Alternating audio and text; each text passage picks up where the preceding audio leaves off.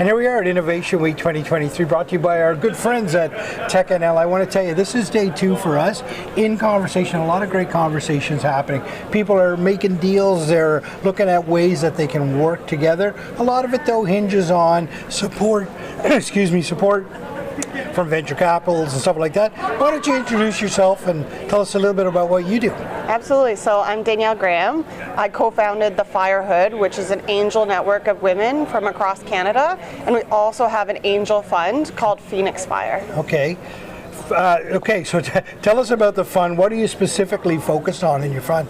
So we're focused on filling the gap for early stage women. Okay. So the times have shown over and over again that women only receive about 2 to 3% of venture capital. So we're trying to fill that gap, bring in more women who are both investing and raising that capital by addressing the earliest stages. And how long have you been doing this now? So the fund itself has existed for 2 years, okay, but I've been doing this my entire career. Okay, so and good success so far? Absolutely. I mean, we've deployed over $3 million from the angels directly into women-led startups just in the last year. Is that right? Companies from Victoria to St. John's. Wow. So you're here at TechNL conference. You're running a breakout session, is that right? Yes. And what are you going to be talking about? So I'm focused on early stage investment readiness for startups. So filling in the gap from them in terms of what they don't know. Okay. What do they need to prepare for, demystifying the process so that they can feel ready and start pitching.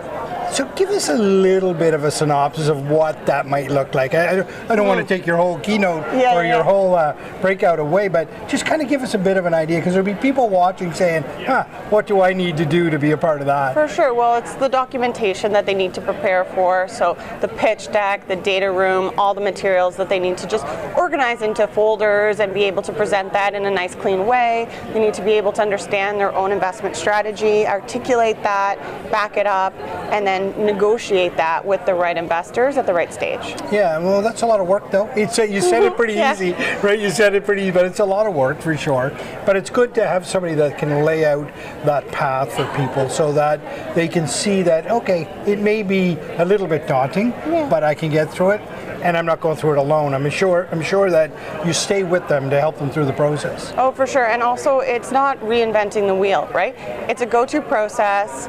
It's been done, tried and true, and they need to focus on their business. So get that fundraising part over, so then you can start building. I love that. It is not reinventing the wheel. Somebody has gone before you and broken down that pathway, and you just need to kind of figure out and tweak it to make it work for you. Is that correct? Yeah, and I think also recognizing that even going through the process when it's not successful, it's still valuable strategic thinking that you're going through, getting feedback from impressive people who you're networking with, and starting to just collect, who do you want in your network?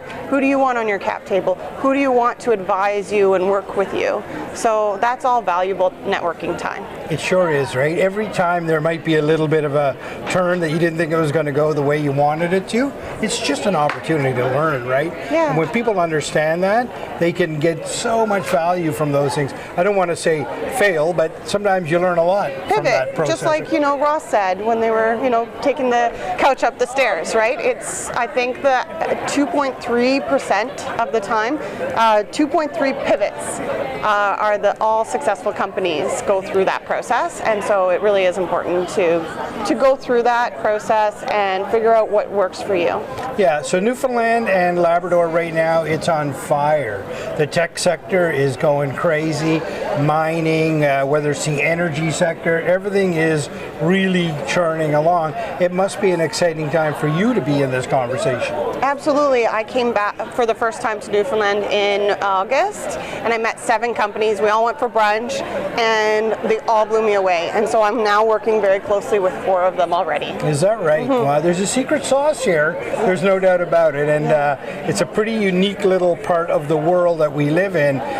We have resiliency. People aren't afraid to be vulnerable. They'll put themselves out there. So for startups, it's a real nice ecosystem to work in. Yeah. Well, I also went to school in Waterloo, and I learned a lot about the tech sector through that experience and that exposure. And I see a lot of the same elements where you need a place to be able to build, to think, to process, to engage a community and be really transparent with yourself and the people around you. And so I think smaller communities do a lot of justice to that process. What are you most excited about here in the next few hours at day 2 of the show? Oh, I want to meet everyone because I've already made so many friends and so many connections. I mean, just walking here, someone pulled over and said hi. So, I'm excited about building my network in this community and coming back next time as well. It's been an absolute pleasure to be in conversation with you.